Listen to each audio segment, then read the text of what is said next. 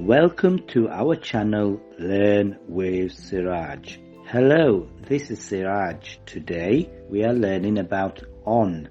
For nouns we will use are chair, stool, sofa and bed.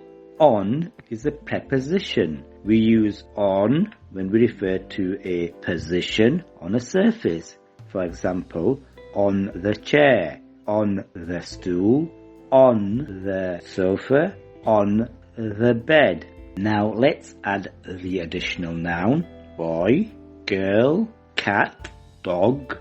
The boy is on the chair. The girl is on the stool. The cat is on the sofa. The dog is on the bed. Notice how the preposition told us a position of one thing against the other. Now let's add the verb sat to the sentences. The boy is sat on the chair. The girl is sat on the stool. The dog is sat on the sofa. The cat is sat on the bed. I hope you enjoyed today's session.